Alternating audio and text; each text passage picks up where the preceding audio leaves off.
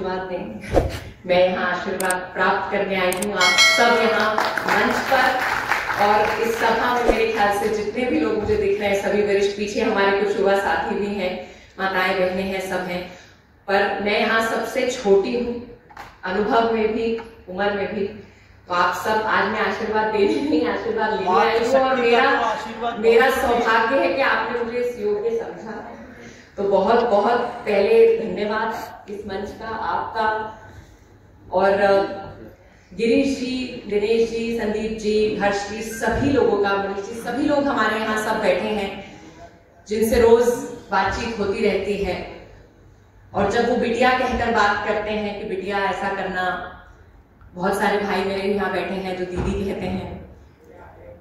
जब उन सबका प्रेम, जब उन सबका साथ मिलता है तो सौभाग्य का एहसास होता है कि एक ब्राह्मण परिवार में एक टीचर की पोती और एक डॉक्टर की बेटी,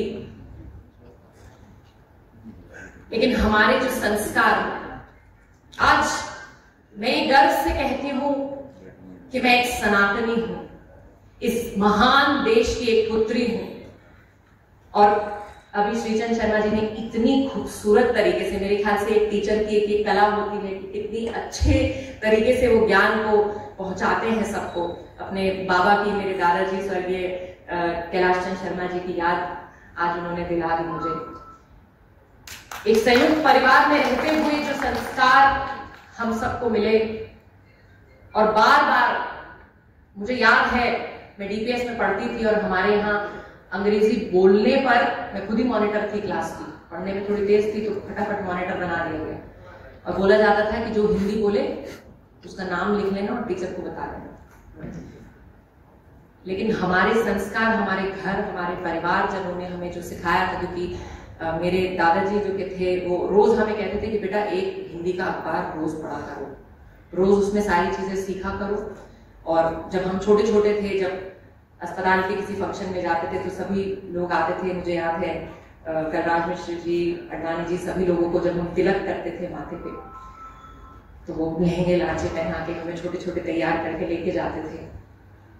और जो उनसे बातें बचपन से सुनी, बचपन से अपने परिवार में सभी आसपास लोगों से सुनी और सीखी, तो एहसास हुआ कि हम कितना अपने आप को समझते नहीं हैं और दबाते हैं। लेकिन क्योंकि वो समय ऐसा था जब हमारी सरकारें ऐसी थी जो इस बात को बोलने पे रोक लगाती थी कि बात मत करो, गर्व से मत कहो कि हम सनातनी हैं। हमारे मन में ये थी, लेकिन मैं चाह के भी वो चीज अपने स्कूल में, अपने कॉलेज में बहुत जोर से नहीं कह पाती थी। आज मुझे गर्व है कि मेरा बेटा उसी स्कूल में है और आज वही स्कूल हिंदी में सारी चीजें कराता है, हिंदी में सब कुछ कराता है। आज वहां वेदों शास्त्रों की बातें होती हैं, ये देख के मुझे गर्व है। वाले से भी, अगर एक टॉफी वाले से भी कुछ खरीदना है, क्यों उससे बात कर रहे हो हिंदी में, अंग्रेजी में बोलो। अपनी सभ्यता, अपनी संस्कृति, हमारे बुजुर्गों ने, हमारे ऋषियों ने हमें जो भी दिया उसे अंग्रेजों ने, जिन जिन विदेशियों ने हमारे देश में घुसने की और हमें बेवकूफ बनाने की, जैसे उन्होंने बताया कि हमारी संस्कृति को मिटाने की कोशिश की, हम भोलेपन में या सादगी में उसे लेते चले गए। और ये हमारी संस्कृति की खूबसूरती है, हिंदुत्व की खूबसूरती है कि हम हर अच्छी चीज को अपने में समागम करते रहते हैं, लेकिन अपना अस्तित्व, अपनी जड़, अपनी नींव को अगर हम भूल जाएंगे, जैसे उन्होंने कहा कि हम सबसे प्राचीन संस्कृति है, सबसे प्राचीन, लेकिन फिर भी जैसे उन्होंने बताया सबसे विकसित। आज भी विज्ञान जिन चीजों की रिसर्च कर रहा है, आज भी अंग्रेज जिस चीज के सवालों के जवाब ढूंढ रहे हैं, वो हमारे वेदों में है। चाहे वो कोई भी ज्ञान हो, उन्होंने बताए सारे, आप उन्होंने एग्जाम्पल दे दिया, आपको डिफेंस के सारे सब दे दिए। मैं एक डॉक्टर हूं, स्वास्थ्य की सारी चीजें आज हम सबको बताते हैं। क्यों आपको आईसीयू में गोली खाने की, सर्जरी कराने की जरूरत पड़ती है? अगर आप आयुर्वेद के विज्ञान को मानेंगे, उसकी जो पद्धति है उनको सुनेंगे और उनको समझेंगे और अपनी दिनचर्या में लाएंगे तो आप बीमार नहीं पड़ेंगे। ये उनका सोच थी उस समय। सुश्रुत जो हमारे सारे सर्जरी के या मेडिसिन के जिन्होंने शुरुआत करी वो सब आयुर्वेद से हुए। आज हम उसे भूलकर उनको अपनी दिनचर्या में ना लाकर आज हम बात करते हैं। मुझे कभी कभी दुख होता है, कुछ लोग हमारे को अस्पताल में मिलते हैं तो हम लोगों ने तो खैर मेडिकल साइंस पढ़ी और हमें वो सारी चीजें बहुत अलग तरीके से पढ़ाएंगे, पर क्योंकि हमारे बाबा थे तो मुझे याद है मैं बचपन में जली थी तो वो अपना एक आयुर्वेद का तेल लेके आते थे और आज तक भी निशान नहीं है। उन्हें वो चीजें, उन चीजों की पद्धति, वो सारी चीजें उन्हें ज्ञान था। और मैं नहीं कहती कि जो भी नया है वो खराब है, बिल्कुल नहीं, लेकिन हम वो तो ना भूले, खास करके हमारे नौजवान। मेरे ख्याल से हमारे सभी जो बुजुर्ग हैं जो आज हमें ये सब बता रहे हैं, उन लोगों ने इन चीजों का बहुत हद तक पालन किया है और उन्हें ज्ञान है।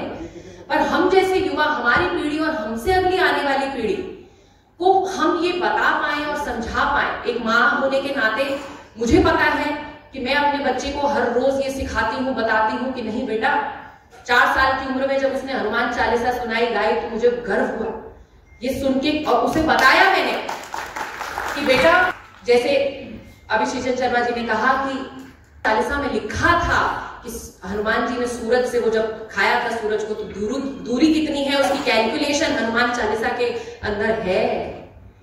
ये हमारी नई पीढ़ी को जानने की जरूरत है और ये बात हम माता पिता, गुरु, बड़े सभी होने के नाते अगर हम अपनी संतानों को, अपनी आने वाली पीढ़ियों को नहीं बताएंगे तो हमारी ये जो पद्धति है, जो ये हमारी संस्कृति की ताकत है, ये खो जाएगी। और ये हमारी सबसे बड़ी विरासत भी है और हमारी सबसे बड़ी ताकत भी है। हमारी सभ्यता, हमारी संस्कृति सबसे विकसित है।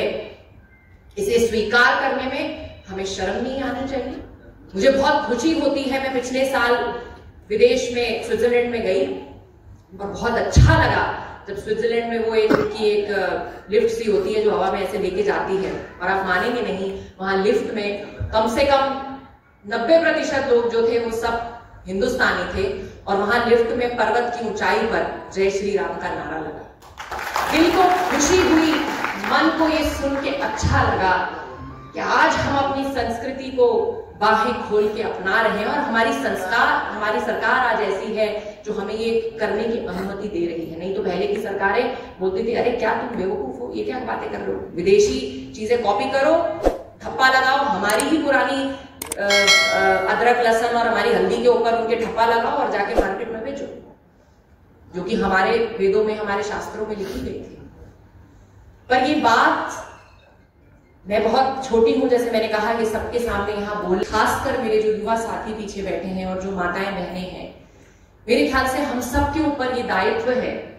आज हर विदेशी ताकत की नजर है कि भाई ये देश प्रगति क्यों कर रहा है, ये अपनी संस्कृति को वापस, जो स्वर्ण युग था, जो सत्युग था, उसको वापस क्यों उजागर करने की कोशिश कर रहा है। उन्होंने तो नालंदा में सब जला दिया, सब मिटा दिया कि ये कभी याद भी ना कर सके कि इनके ऋषियों ने क्या कहा था, क्या बताया था।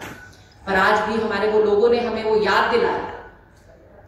तो मैं सभी से ये कहती हूँ कि भाई हम सबको, हर वर्ग, हर उम्र, चाहे स्त्री हो चाहे पुरुष हो, सबको उन सब चीजों को दोबारा हमें समाज में अपने छोटों को याद दिलाना होगा, बताना होगा। हम सब मिलकर एक ऐसे देश की रचना कर सकते हैं जहां हर आदमी का योगदान इस देश को, हमारी संस्कृति को आगे बढ़ाने में है। आप सबका आशीर्वाद और आप सबका प्रेम यूं ही बना रहे, इसकी कामना करते हुए पुनः आप सभी का बहुत बहुत धन्यवाद। जय श्री राम। अभी हम डॉक्टर पौलवी शर्मा से ब्राह्मण महासंगमा में जो अभी ये कार्यक्रम हुआ था, ये अच्छा ये बताइए, यूपीएस में पढ़े, मैं भी, मेरे भी पढ़ाई लड़कियाँ जज हुई है, यूपीएससी भी कंप्लीट की है, और मैंने एक इतना फ्लुएंस हिंदी को मैंने डीपीएस प्रोडक्ट, कैम्ब्रिज प्रोडक्ट मैंने नहीं देखा। इसका क्या कारण? जैसे मैंने बताया, देखिए हमारे स्कूल तो हमारे सबको सिखाते ही हैं, उसके साथ साथ हमारे घर, हमारा परिवार, जो हमारे बुजुर्ग होते हैं वो हमारे सबसे पहले सिखाने वाले होते हैं। जो हमें परिवार से संस्कार मिले, जो मेरे दादाजी टीचर थे, पिताजी, हम सभी लोग, तो हमने शुरू से ही अपने घर में बच्चा कभी माँ की भाषा सीखने के लिए किसी को कोई कोशिश नहीं करनी पड़ती या कहीं सीखना नहीं पड़ता, वो अपने आप उसके अंदर आ जाती है। तो मेरे ख्याल से हम सब ने सुबह ही आप ठीक है, आप एक डॉक्टर होते हुए आप बाकी अपने समाज के या सर्व समाज के महिलाओं के लिए आप क्या संदेश देना चाहते हैं? मैं सबको अपने बच्चों को क्या? जी, महिलाओं का इसमें मैं कहती हूँ कि सबसे बड़ी मातृ शक्ति का जो ये रोल है कि आने वाली पीढ़ियों को हम अपनी सनातन संस्कृति, अपने जो गौरवशाली इतिहास के बारे में, उसके बारे में अवगत कराएं और उन्हें ये गौरवशाली होने का मौका दें, ताकि आगे भी ये पीढ़ी दर पीढ़ी चढ़ता रहे। ये तभी आगे बढ़ेगा जब ये पास ऑन होगा जनरेशन। वो सबसे बड़ी जिम्मेदारी सभी मातृशक्ति की है। अच्छा, आपने रेपुटेड डीपीएस जैसी स्कूल में पढ़ा है, जो नहीं पढ़ता वो संस्कार कैसे भर सकता है? संस्कार कहीं ऐसा नहीं है कि किसी रेपुटेड स्कूल में ही मिल रहे हैं, कहीं नहीं मिल रहे हैं। हमारे जो पूरे समाज में सब लोग हैं, युवा जो है वो उन्हीं संस्कारों को देख के उनको सीखता है। आज सरकार ऐसी है, आज सारी संस्थाएं जुड़ी हुई हैं, सब एक साथ मिलके एक होके काम कर रहे हैं। तो जब सब एक होंगे तभी हमारी। अच्छा, शिक्षा का पहली सीढ़ी संस्कार है, जो घर से शुरू होता है। बच्चा कैसे सीखता है? सबसे पहले घर से। ये डॉक्टर पल्लवी शर्मा जी हैं, इनका बहुत ही अच्छा संबोधन रहा है। हम लोग कोशिश करेंगे दिल्ली एनसीआर हलचल के माध्यम से इनकी फिल्म को अलग हम लोग दिखाएंगे, जो कि ये हमारे समाज और सनातन के लिए बहुत ही ये एक मार्ग साबित होगा। और इसके लिए बहुत बहुत धन्यवाद दीदी। यहाँ पे